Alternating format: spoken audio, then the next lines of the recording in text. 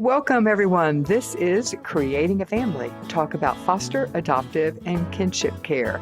We want to say welcome back to our regulars. We so appreciate you guys. And for those new guys, our new listeners, we want to send a special welcome to you. We are really happy to have you here. I'm Dawn Davenport. I am the host of this show, as well as the director of the nonprofit, creatingafamily.org. Today, we're going to be talking about a topic that I think will resonate with a lot of you guys, and that is maintaining connections with an angry kid. We'll be talking with Jessica Sinarski. She is a certified adoption therapist. She's the author of the picture book, Riley the Brave, as well as the Your Magic Backpack series. And that helps children talk about big feelings and tough topics. She serves on the editorial board of the Journal of Child and Adolescent Trauma and on the board of directors at Cardinal McCloskey Community Services, which is the largest Head Start provider in the Bronx. Jessica was awarded the National Voice for Adoption Drenda Lakin Memorial Award in 2021 in recognition of her valuable post-placement support and services to families who've achieved permanency for children in the foster care system. Welcome, Jessica, to Creating a Family. Thanks so much, Dawn. Glad to be here. I am looking forward to this topic. Before we started recording, I mentioned that we were discussing this topic in our all-staff meeting, and Tracy Whitney, who is one of our content creators, said she thought that far more people thought they had angry kids than actually had angry kids. And that both made me smile and it made me think. Because, all kids get angry. In fact, let's be honest, all people get angry. We're human. So how do we know if our kid has bigger issues with anger management than just the run-of-the-mill, life is hard right now and I'm mad or I'm hungry or I'm whatever and I'm going to act out? Yeah, I think that's a really good point. Anger is a natural part of life. Yeah, the human experience. Yes. And especially of certain stages, it makes me think of a friend of mine who was new to parenting. He had a toddler and a baby. And so they had just hit this toddler stage.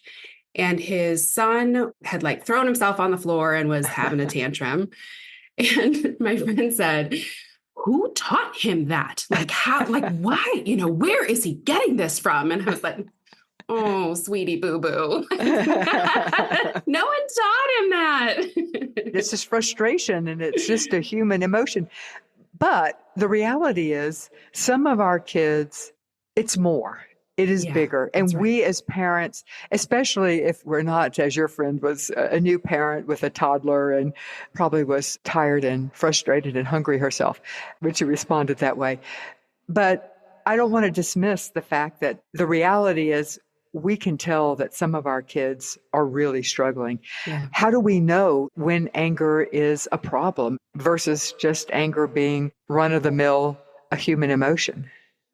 I think if you see the impact on others, so I think when it's getting extreme, we're seeing violence in the home, outbursts at school that go beyond the, so-and-so hit a friend in preschool kinds of things, or even, exploded at a teacher one time. When we're seeing frequency notch up, when we're seeing others getting hurt by that person's anger more regularly, those are signs that there's something bigger going on.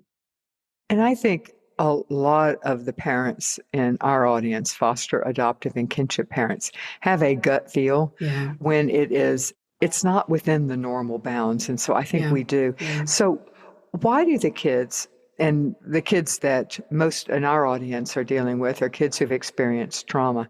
So why do kids who've experienced trauma struggle with anger, or often struggle with anger? Not all do, of course. Sure. It takes lots of help from adults for kids to learn to manage big feelings like anger. So with that story that I just shared, the toddler years are full of those moments. I remember when I was parenting my own boys and going through those toddler years and thinking about the thousands of times we had to name the feeling and work it through and get back to calm and repair it, right? Like all of those steps over and over and over again that are part of managing this natural feeling of anger. Well, we know that most kids involved in child welfare didn't get that. And even on top of that, So when I started working in foster care, I was in the South Bronx. It seemed like every kid on my caseload came in with an oppositional defiant disorder I diagnosis. know. Isn't it the truth? Yes. And that grew to infuriate me because it wasn't a disorder. It was that these kids had learned not to trust. So not only did they not have lots and lots and lots of help managing their big feelings, but the adults, whether that be birth parents who are struggling at the time, or even even sometimes hardworking foster parents and adoptive parents, or social workers and therapists who they didn't know if they could trust. Sure. So they don't know who to turn to with these big feelings. And so that turns into a lot of like, I'm going to shut you out. I'm going to defy you. I'm going to rage. I'm going to explode. Not because I'm consciously thinking I want to make your life difficult, but this is inside me and I don't know what to do with it. And Mm-hmm. I'm alone with it. And that is Mm-hmm. one of the most insidious things with developmental trauma, is this sense of aloneness that Mm-hmm. comes with that. You mentioned developmental trauma, and that brings up the question of, does it matter the type of trauma? That's something that people are talking about more now in our community. Some call it big T, for big T trauma Sure. versus little t. And then our kids, many of them have experienced neglect.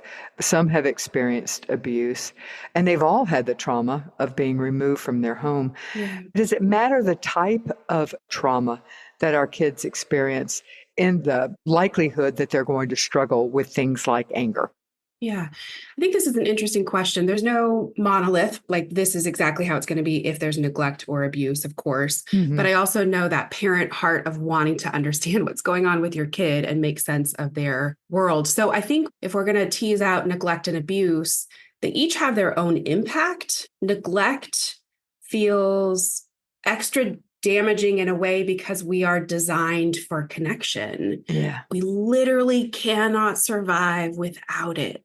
Mm-hmm. So that neglect is so disorienting for the young brain and heart. And so I think that can lead to some disorganized attachment where I don't know how to get my needs met. I'm not going to anxiously cling to you necessarily, but I'm not going to be mad at you. Like it can lead to this very confusing presentation of symptoms, for Mm-hmm. lack of a better word, where abuse has its own way of being confusing. From a brain perspective, at least someone is there. Like our brains Mm-hmm. need to develop in connection to another human. And a child is seldom abused constantly. So there's usually Yes, something, yeah, it's that intermittent aspect of it. that's right. I think about like a gambling. So you lose money, lose money, lose money, but one time you get the big jackpot. And so you Right. keep coming back for more. Well, that's Uh-huh. kind of what's happening with abuse, where it's not great and there's lots of cause for anger, but there's often this mess of conflicting feelings toward an abusive parent because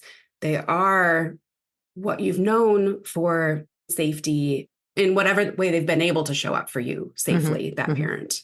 Yeah. And I often get the question, but he's been with us for so long. Why is this still Yeah. an issue? Yes. Yes. Right? Yes. We adopted him at 2, or he's been in our home and we've had him for 2 years, or we've adopted him at 2 Yeah. and he's 12 now. Yeah. Yeah. Yeah. So I think there was a kiddo I worked with. This is not his real name, Derek. He was adopted at birth. I mean, like into adoptive parents' Mm-hmm. arms. And he came to see me around age 10, very, very angry. Lots of big rage episodes. Parents were like, what is going on? And part of what was mixed in with his experience, not only was there the loss of the birth family that had maybe not really been addressed in the family, but there were also secrets. And so a lot of our kids who are, I'm not saying this is why kids struggle, all kids struggle with anger, but I have seen this frequently, that when there are secrets, there's anger under the surface because Mm-hmm. their body knows, right? Something inside them knows that this isn't quite the story. This isn't Mm-hmm. quite what happened, and I need to know my story. And so, one of the ways that we can quell anger, as hard as it is being honest with our kids in developmentally appropriate ways, Mm-hmm. but always helping them hold their story so that their insides aren't in conflict that ends Mm-hmm. up coming out in anger. That's interesting. And I was going to raise the issue of some of our children have not been neglected or abused. They were adopted at birth. or they were moved to grandma's house, Yeah. Yeah. immediately from the hospital. And it's confusing for parents. Now, they may have experienced some type of prenatal trauma. That's not a universally accepted term, but the trauma associated with substance abuse Sure. during pregnancy or high levels of stress, lack of nutrition, things like that. So that's possible. Yeah. And many of those children have experienced that. And it is confusing to parents because Yeah. we know for a fact that this child was never neglected. I was there, Yeah. doing everything for them and that type of thing. Interesting about the knowledge that there is something that they don't know and don't understand. Yeah. Yeah, I think that prenatal piece gets overlooked sometimes. I think about when I was pregnant with one of my boys, I was 7 months pregnant. I remember it vividly. I had had this really, really stressful conversation with a family member who there tends to be a lot of stress around, and it was very upsetting. And I remember that night, it was about 24 hours before my 7 month pregnant belly settled down. My kiddo was doing somersaults inside me for Uh, about 24 hours afterwards, processing all of the cortisol that was just uh-huh. pumping through my body Uh-huh. into his little body. And I say that with tremendous compassion for all the mamas out there because we can't control our environment. Like we can't live stress free. That's not real. And so if you are parenting a kiddo who's experienced in utero a lot of stress, which most of our kids who, whether voluntarily made a plan for adoption or certainly in the world of foster care and kinship care, even to some extent, there has been stress and that has an impact on the developing baby. And if there are substances involved, so especially alcohol, one of the symptoms of fetal alcohol spectrum disorders, FASD, is poor emotion regulation and impulse Mm-hmm. control, right? Mm-hmm. So, in my mind, if we're not working from a brain based perspective, we end up punishing kids for symptoms of their brain injury. We wouldn't punish a kid who doesn't get out of the wheelchair and walk Mm-hmm. for not getting out of the wheelchair and walking. So we need to scaffold what we're doing for our kids whose brains have been impacted by these prenatal experiences. Mm-hmm. And it's invisible in the sense that Yes. oftentimes these kids look perfectly normal. Yeah. And Yeah. so as a parent, it's a myth to think that all children exposed to drugs or alcohol are going to have the facial anomalies that people Yeah. think about with Mm-mm. FASD. Number one, FASD is only alcohol. And Yeah. so not drugs. Drugs don't affect the facial structure. That's right. And only very few of the children, in fact, the standard one is about 10%. That's what the standard percentage is of children who are exposed to alcohol will have any of the facial dysmorphology. So anyway, so interesting. But one of the frustrating things is that it feels oftentimes, and this is probably a sign that your child is struggling with anger issues, it feels oftentimes that the response is not in proportion to the event. Right. Whatever it is, no, you can't go outside to play right now because we're getting ready to go to grandma's and you got to get your shoes on. That's right. So it's a small event, a frustrating event, but it should have a 1-inch response, and our kids will have a foot response. It's a huge response, and it's very, very frustrating as a Yeah. parent. It's one thing if the house was on fire and your kid is reacting dramatically, you would think, yes, that is a good reaction. That is the reaction, but it's the mundane, and it just wears us out. Yes. So, first of all, it's normal that it wears you out. Yes. It's very exhausting. So if you're listening to this, like, yes, why does it wear me out? Because it's exhausting. Because it's exhausting. That's why it take wears a big us out. sigh of relief. You are normal to have that feeling as a parent. We react to each other as humans. That's totally normal.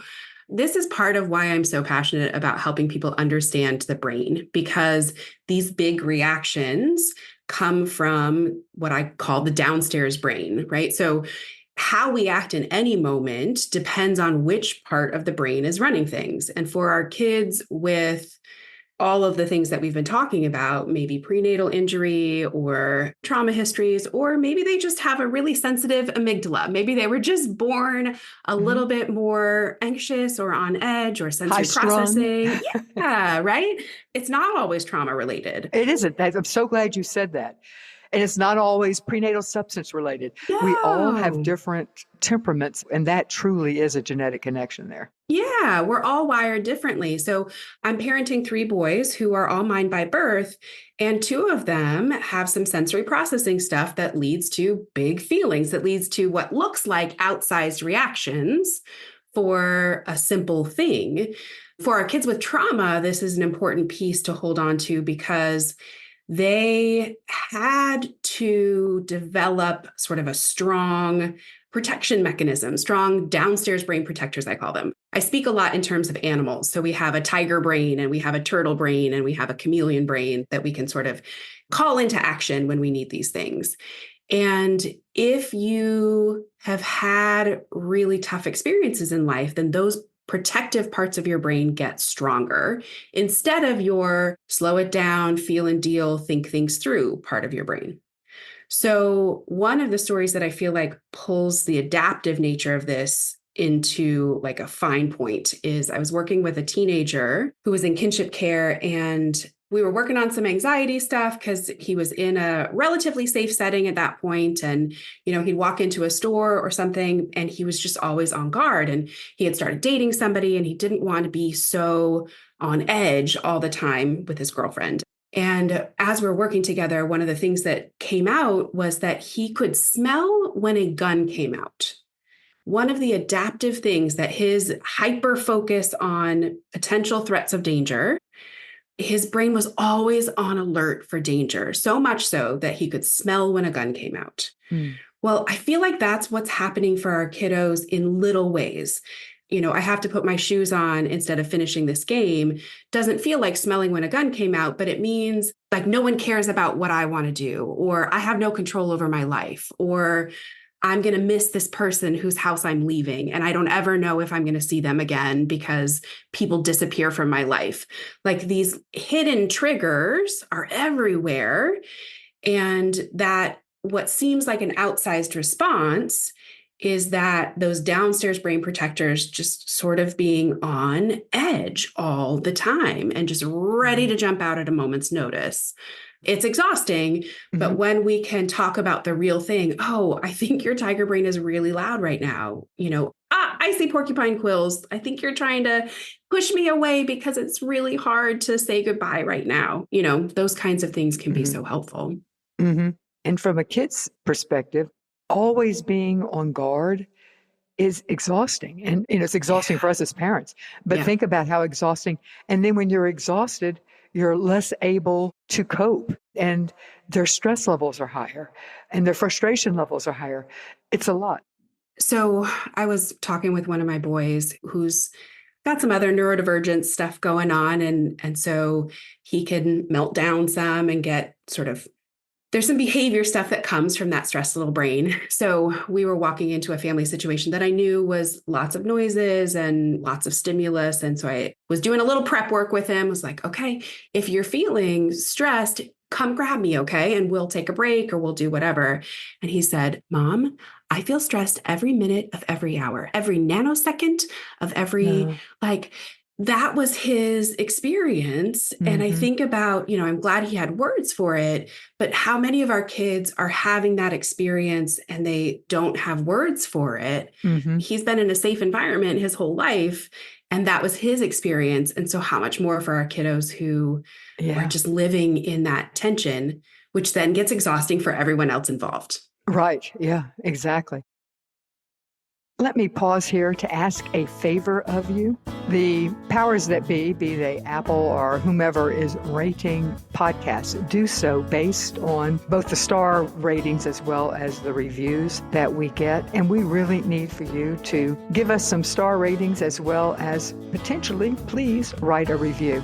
Wherever you are listening to this podcast, if you open it up, scroll down to the bottom where the show notes are, there will be the option for you to click on to leave a review or give us a star rating. But if you have the time, if you would drop us a review, I can't tell you how much we would appreciate it. I personally read every single one of those. If nothing else, it really does make me feel good. Of course, if it's a good review. But anyway, please do us a favor and rate and review this podcast.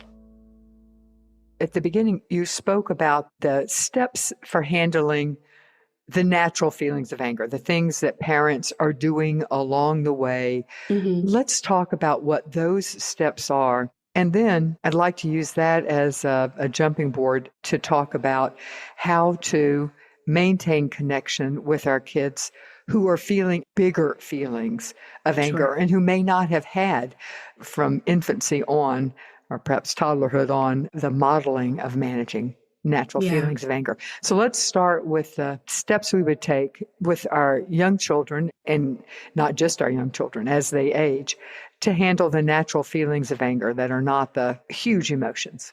Okay.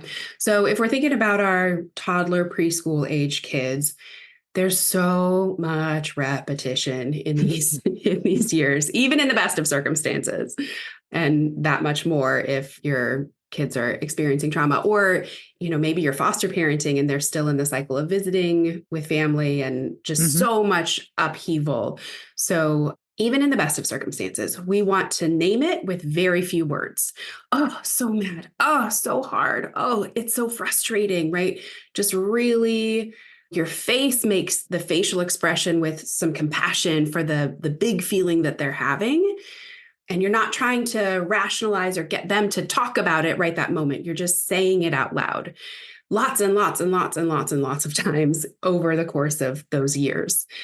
And then we're co-regulating back to calm. So that can look a lot of different ways. So maybe it's, should we take a break? Should we walk it off?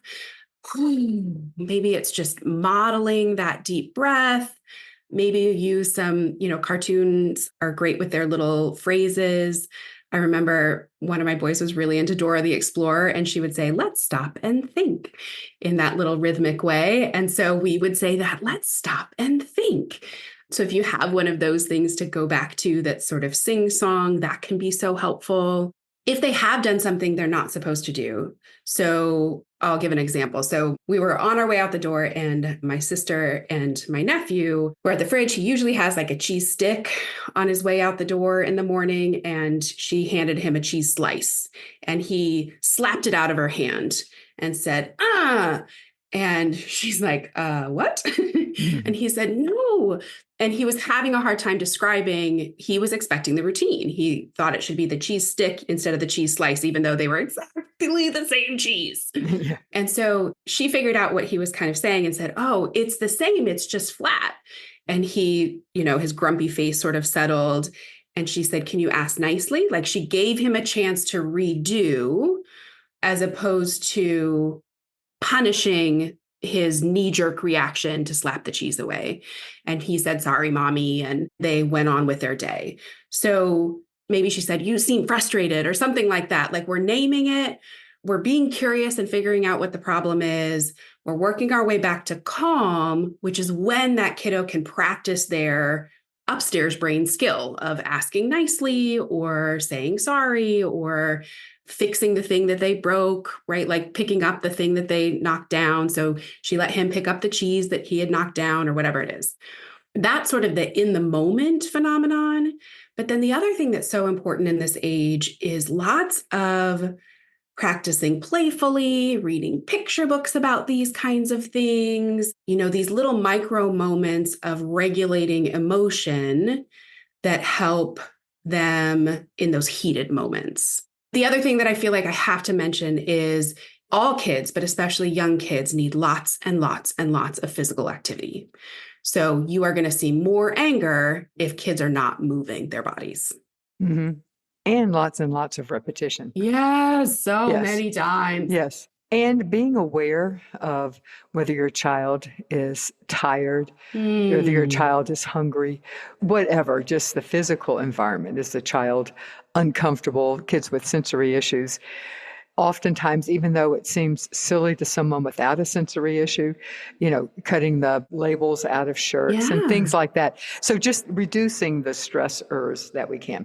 All right. So that's the everyday parenting. That's the things that we Right. expect. And we would do that for all kids nonetheless. But for kids that are struggling with handling big emotions, kids that we would call, this kid is an angry kid, although let's try to put people first. This is a kid who is struggling with angry emotions, would be better than an angry child.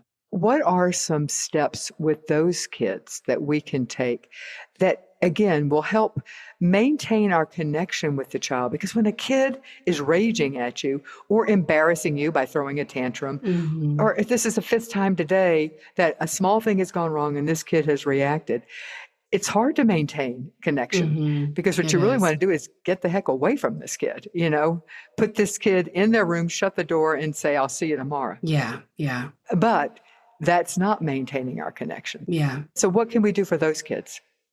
My brain is going 1,000 directions. So, one thing that's coming to mind is just compassion for yourself. Like, I even find myself wanting to put my hand over my heart and just reminding yourself it feels hard because it is hard, not because this kid is bad, right? But the real story is this is a kid who has a lot to be angry about. It doesn't seem like they should be angry at you for it being bedtime because it's bedtime every single day, and this is not a Yeah. new phenomenon. But it feels hard because it is hard. And so I just want all the parents listening right now to take a deep breath and remember that that's the reality. You are doing Mhm. good work and it takes lots of repetition. You're not doing it wrong because this kid is struggling. So that I think that really is part of the first step is just to hold compassion for yourself in the moment. And sometimes that's just a big deep breath. Sometimes it's taking 2 minutes to text a friend real quick and be like, I want to pull Mhm. my hair out. And Or what my friend and I would do, I'll trade kids with you right now. exactly. Tap out, tap out. Yeah. Sometimes if you are co parenting and have the option to tap out for a second and the other parent is able to step in for a minute, that's great. I know that's not always possible.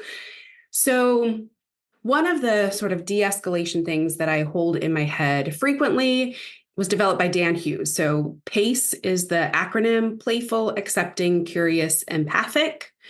That when we can approach a meltdown with that sort of sense of ourselves and those skills, it tends to go better. So, I think so many things can be diffused with a little bit of playfulness. The challenge is that requires some upstairs brain power from us, right? Like I have to have enough oomph to be like, I'll race you to do this, or I know it's so frustrating to brush our teeth. Let's sing a song. Like it takes a little brain power from us, but it tends to be so helpful. So a little playfulness, that acceptance piece goes back to what we were just talking about with how we help kids learn to manage emotions, that we're naming it. You're really frustrated. Oh, bedtime is so hard. Oh, saying goodbye is just tough. You didn't want to leave right now, right? Like putting words to that in little ways, not rationalizing with them, but just in little ways, naming their experience can be so helpful. And being curious with them about what's going on. This is a tricky one. You had a great episode with Katie. Naftiger. Yes. Hmm. If you haven't listened to that episode, I encourage you to go back and listen to it because I feel like that episode had so much about being curious about what the need is behind the way that your kid is communicating. Holding some curiosity is just so powerful. E is for empathy, that can help us really feel with the kiddo about what's happening in this moment, even though it's very frustrating for us.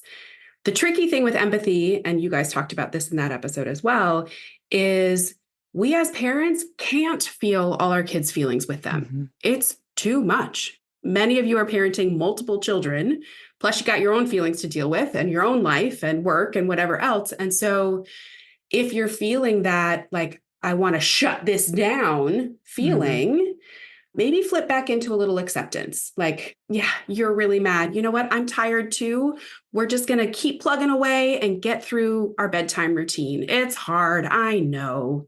You don't have to feel all their feelings with them to still communicate that you are accepting that this is hard for them. Okay. Yeah, that makes sense. Many years ago, we did an interview with Dan Hughes, and that would be a good one to also go back and listen to as well. Before we get back to the interview, let me remind you that we have a Facebook group. It's a Facebook support group. I hang out there on Facebook, so do many members of our staff. It is a very supportive place. It's a place you can ask questions. It's made up of people who are doing what you're doing, foster, adopting, or kinship caring. You can find it on Facebook at facebook.com/groups/creating-a-family. All right. You've mentioned earlier about the upstairs brain and the downstairs brain. What do you mean by that? I'm guessing the downstairs is the non-reasoning part of our brain, and the upstairs would be the part that can connect to logic, reason, things like that. Yeah, so this language comes from Dan Siegel, who's sort of the father of interpersonal neurobiology, this house model of the brain where we have an upstairs brain, which is your big human cortex. It's the whole outer portion of the brain, including that, not to get too nerdy, but that medial prefrontal cortex, your executive function, your logic and reasoning, and all of those kinds of things. Understanding consequences, cause and effect, all of that. That's exactly right. That's exactly right.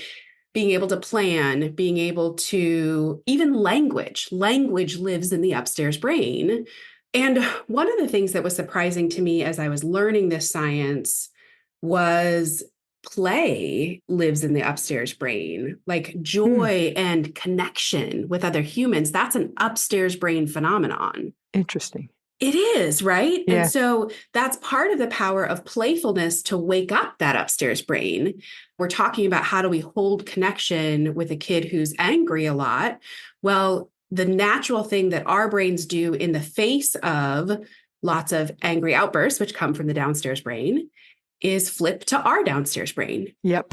Which is the controlling part, which is the, all right, you are going to bed. I am going to physically pick you up and plop you into the bed. Yes. Mm-hmm. Yes. Right. So power and control live in the downstairs brain.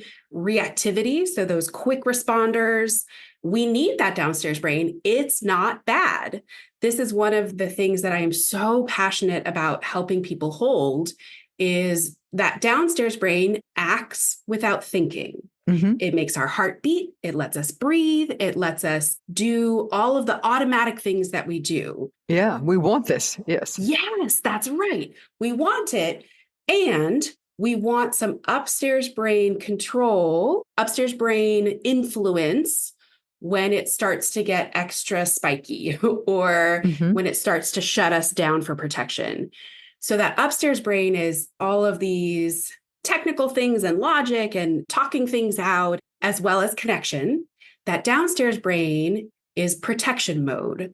So one of the things that I have found so helpful with all ages is a little bit of externalizing how we go into protection mode.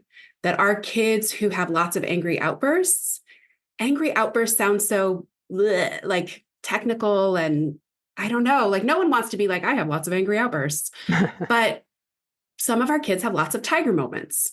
And understanding that it's a tiger moment, that their tiger brain is lashing out can help that parent, teacher, counselor brain hold some connection. Hey, there's that my whole sweet kid is there somewhere. And right now I'm seeing their tiger and I'm going to help their tiger settle down. I'm going to help them feel some calm. But to recognize that that kid is not a rage monster, their downstairs brain protectors are a little extra loud and they need some help getting that upstairs brain back in charge. That goes back to why I dislike saying the angry kid, even though it's part of the title of the show. But the child isn't an angry child. The child is a child who is at this point struggling with their downstairs brain is not communicating with their upstairs brain. That's right. Yeah. And that's really key, Dawn. I love that you pulled that out because I think of this sort of staircase of the brain. So one of the things that we're doing in typical child development, let alone for our kiddos who've experienced trauma, is building that staircase of the brain. A newborn baby does not have a well-connected upstairs brain, right? They are dependent on adults to do all of the upstairs brain functioning. And in those toddler years, we're really, really working on it, thousands of repetitions of building that staircase of the brain. my sister and my nephew doing that little dance around the cheese. Mhm. That was one more instance of strengthening that staircase all through the elementary years and into teenage years. But even in the best of circumstances, that staircase is not fully formed until about age 25. Like all of our kids are developing their brains.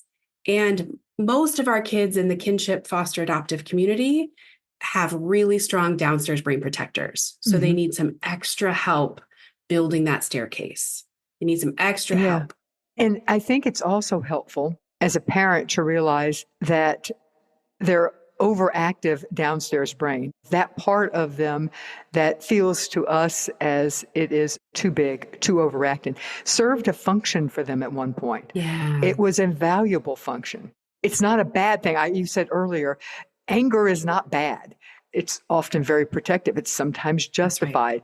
That's right. I love the concept of the staircase. The upstairs brain is not in communication. The back in the day when you had the wire Yeah, telephone, that's the exactly two tin right. cans with the, That's yeah, right. they're not talking to each other. That's the problem. It's not the fact that the child is angry per se. Yes. Let's break it out by age of the child, because I think that some of our techniques would be different. Yeah. Because what I want to do is provide parents with some practical techniques to help connect the downstairs brain to the upstairs brain, help connect the gut feeling with the part of our brain that can help put that feeling into better context and can be more effective at helping them get their needs met. So let's start with the 0 to 3. Let's say we have a child whose reactions are bigger. And I had one of these children. This child was more everything Mm-hmm. across the board, more.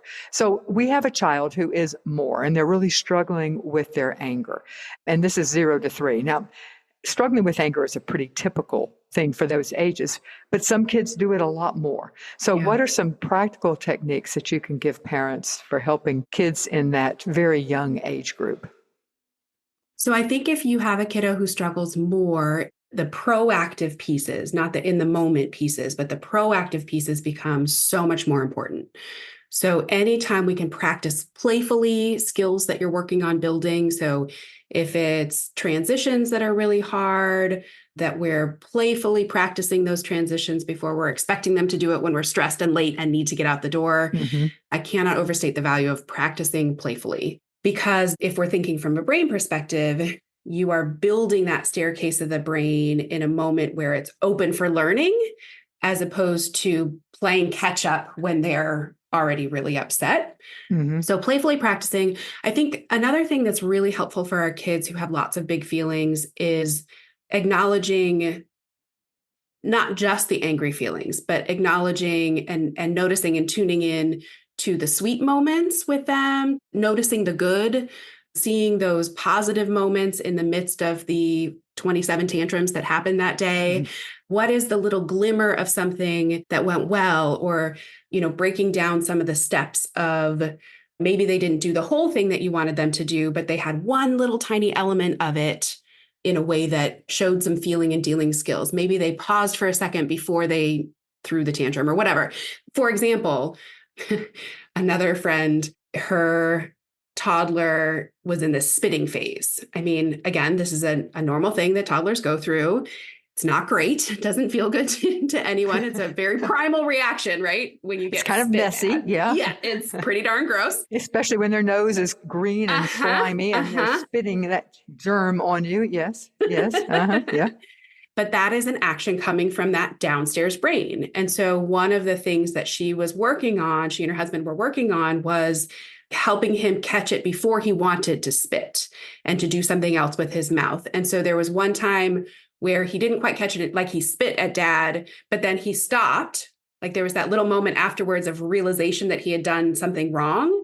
And dad was able to keep it together instead of just being like, that's it, time out, right? He had a downstairs brain moment. He spit when he wasn't supposed to, but he had the moment of recognition. Dad paused for a minute and he said, sorry, daddy. And they had a moment of repair instead of it being an immediate consequence kind of thing. Mm-hmm. Those little moments matter. It doesn't feel like it in the sea of negative stuff that you're sort of navigating, but that is really critical. Mm-hmm. The other thing I would think about for any kid who has big angry emotions is check in with their senses. So many of our kids, especially in the child welfare system, struggle making sense of their senses.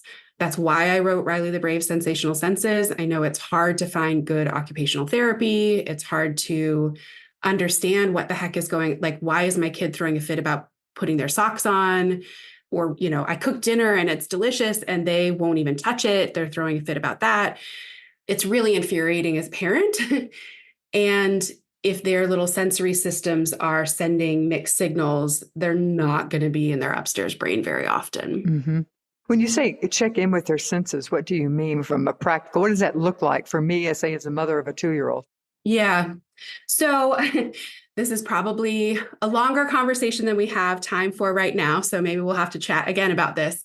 But we have hidden senses. So it's not just our big 5 that we think about all the time: taste and touch and smell and hearing and what am I missing?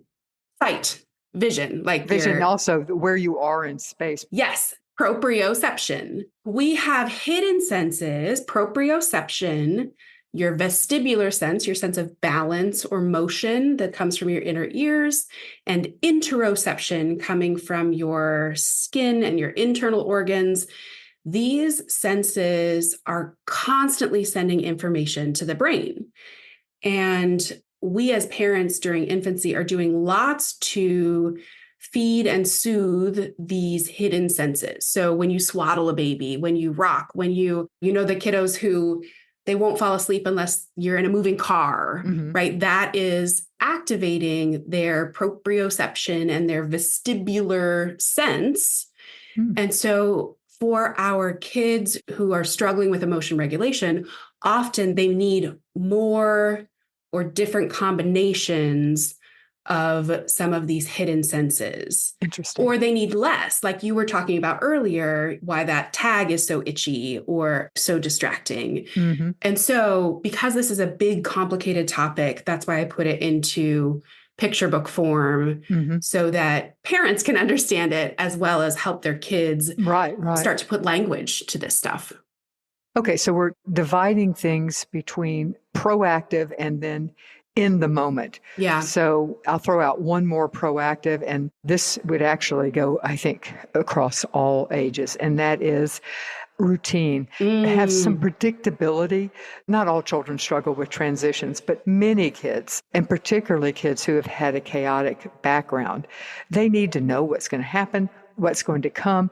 It takes away some of that stress in their lives. So I would throw that into the proactive.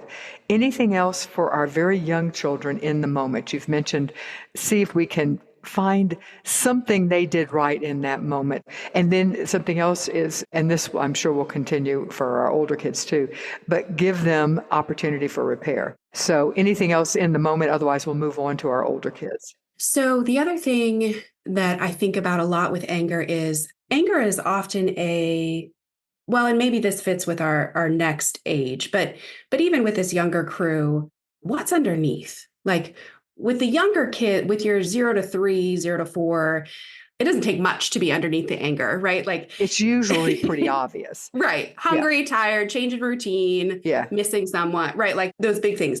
As kids get older, another fantastic proactive tool is being curious. Like, what is underneath this? Not asking them, why are you mad? I don't mean that.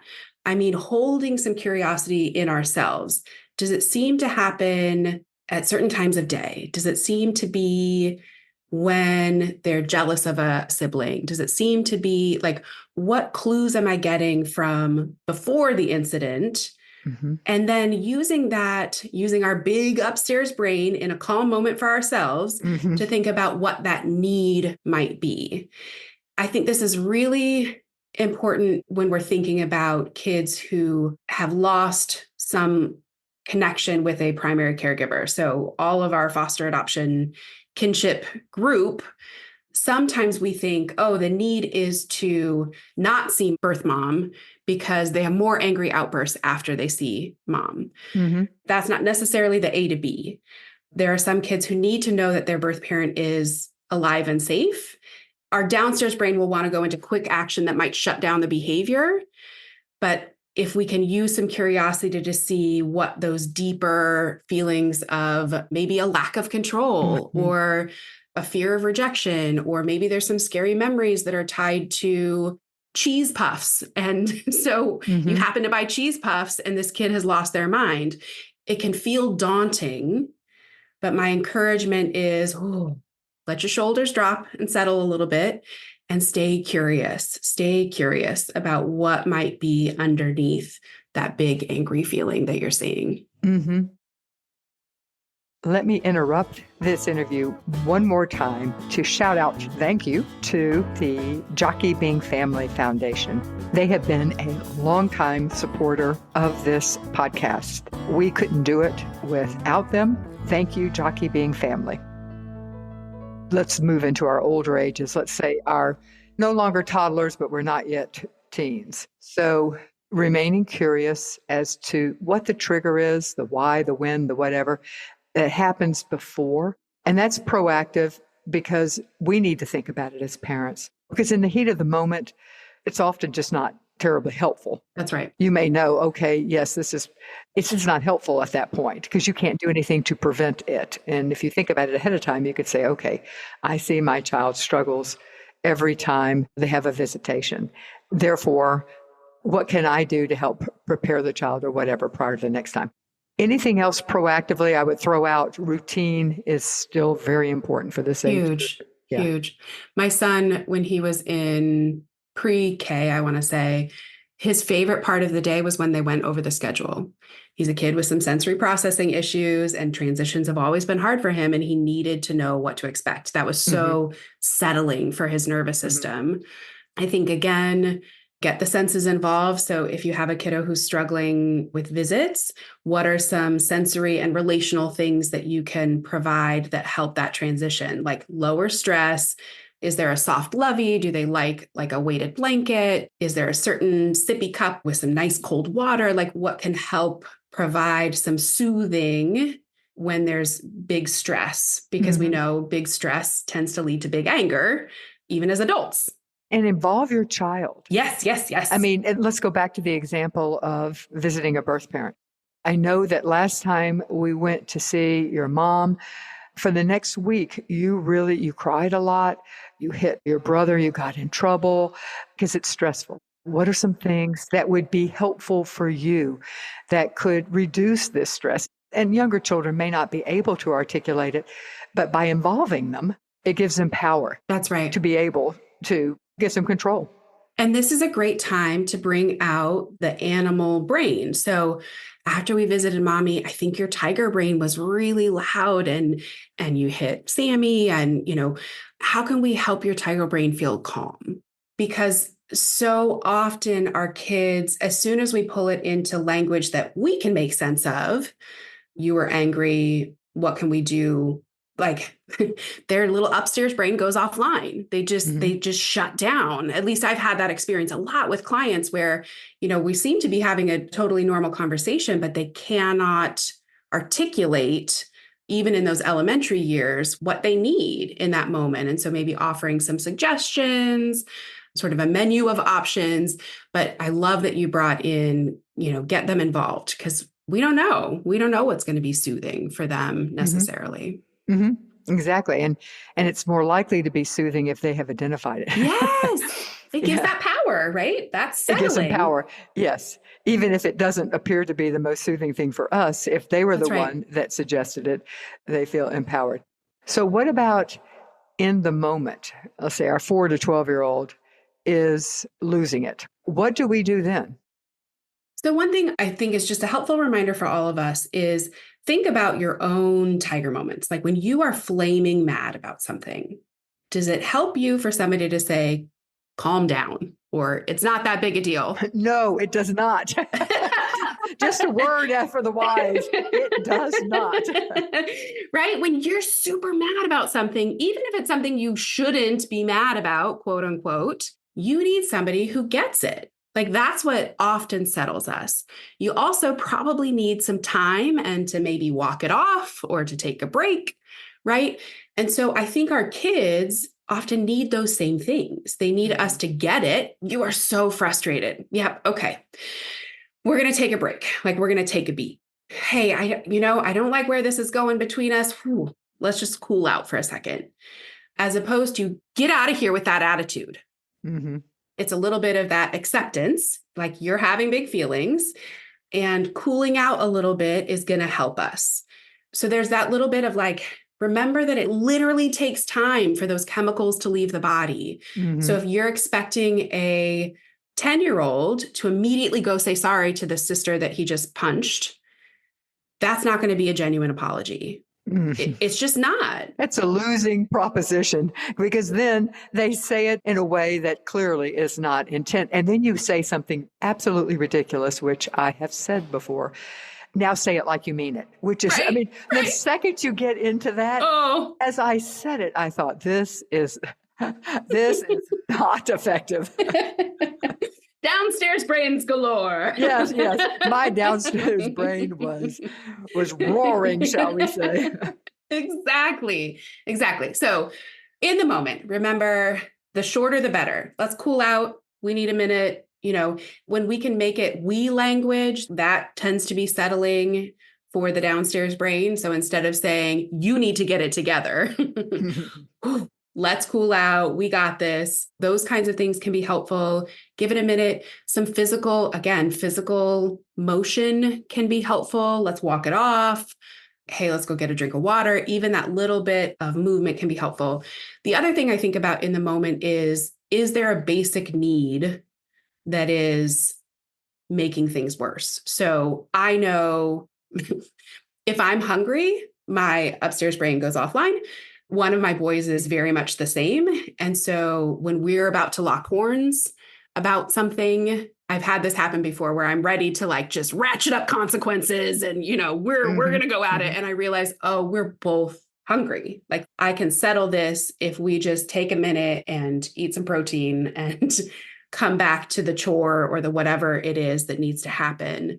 Mm-hmm. Maybe you need to sleep on it. So I was talking to a friend who's like, I got some bad marital advice that, never go to bed angry. But sometimes you just need to sleep on it. And then you wake up and you're like, oh, that was a dumb fight. I'm sorry I snapped at you for whatever. Is there a basic need that is part of what is escalating this situation? And maybe it's your basic need. Exactly. Right? Sometimes it is.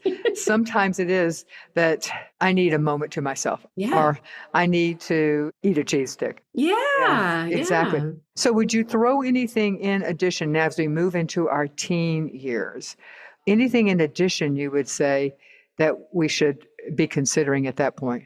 Yeah. So remember for your teenagers, it really matters what happened before this kid was a teenager. Did they have thousands and thousands of chances to practice feeling and dealing? Or did they have to be in survival mode a lot of their life? And that doesn't mean we should pity them. And they have some great adult skills. There's a phrase I think of a lot. The same things that keep kids alive can get them in trouble later. So it can also be your strength. Having a strong tiger brain isn't bad. It might mean you're going to be an amazing advocate for kids in foster care someday, right? When you can channel that tiger energy toward change. In the teenage years, if you are parenting a kiddo who has a very strong downstairs brain, you're going to have to go back age appropriately to some of those naming the feeling, right? Externalizing it like, hey, your tiger brain's loud. Let's take a beat. And that's okay. Another thing I find super helpful in the teen years is more and more working to empower them to understand what their brain and body needs. So we're building up to this, right? Like that's part of what's happening in the early years and certainly in elementary school. Hey, I think we're hungry. Let's have a snack. In those teen years, we're transitioning into when we're not going to be the boss of them for very much longer. Mm-hmm. And we're trying to help them learn to be the boss of themselves. And so I'm usually pretty explicit about that with both parents and teens that, hey, this is that transition period. It doesn't mean boundaryless living. That's really not good for anyone. But it does mean I want to think with them about how they can be successful. Mm-hmm. Hey, I've noticed that, it seems like when you're using screens, when you're on that video game until 9 o'clock at night, it's really hard to sleep. And then, the next day doesn't go very well. And I'm wondering if we should do something differently. I don't mean that you're making every decision with your teens, but working with them to help notice patterns and normalize and say, yeah, I don't do very well when I eat a bunch of sugar and then whatever, right? Like pulling your adult experience in helpful ways around those anger triggers. I remember when my friends didn't invite me to that thing, and that's really, really hard. Keeping in mind that we are transitioning them to be the boss of themselves. So the more that you can help them understand their body and brain, the better. Perfect. That is such good advice. Thank you, Jessica Sinarski, the author of Riley the Brave, as well as your Magic Backpack series, for being with us today to talk about maintaining connections with an angry child. So helpful. I truly appreciate your time. Thank you, Dawn. And before you leave, let me say thank you to Hopscotch Adoptions. They have been a longtime supporter of this podcast. Hopscotch is a Hague-accredited international adoption agency placing children from around the world. They specialize in the placement of kiddos with Down syndrome and other special needs. And they also do a lot of kinship adoptions. They place kids throughout the U.S. and they offer home study services and post-adoption services to residents of North Carolina and New York.